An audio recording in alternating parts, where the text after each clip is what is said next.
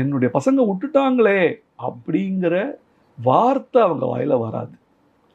அவங்களுக்கே அந்த ஒரு ஃபீலிங் இருக்கு. நாம கஷ்டப்பட்டோம். அவங்க நல்லா இருக்கட்டும் அப்படின்னு தான் நினைக்கிறாங்க. இந்த அப்பா, அம்மா அப்படிதான் நினைப்பாங்க. அப்படி இருந்து இது பண்றாங்களே ஒழிய, ஆனா அவங்களுக்கு உள்ளூர இருக்கக்கூடிய அந்த ஒரு சோகம், அது வந்து இட் கம்ஸ். கொஞ்சம் நான் உங்கள்ட்ட நம்ம பேசினோம்னா, எனக்கு யார்ரா சரி உங்க பையன் எப்போ வருவான்? நீங்க பார்க்குறீங்க. 5, 6 வருஷம் ஆச்சா? 5, 6 வருஷம், 4 வருஷம் ஆச்சு. பேரன், பேத்தி இருக்காளா? பேரன், பேத்திலாம் நீங்க பார்க்குறீங்களா? இதில ஆன்லைன்ல வருவாங்க. நான் ஆன்லைன்ல பார்த்துக்கிறேன். அப்போ வந்து பார்க்கும்போது, ஐயோ! நம்ம பார்க்கலையே, அவங்களோட இல்லையேங்கிற ஒரு ஃபீலிங் உங்களுக்கு இருக்கு. Though they don't want to explicitly say that. அந்த பாவம் தானே. அந்த ஒரு வயத்தெரிச்சல்.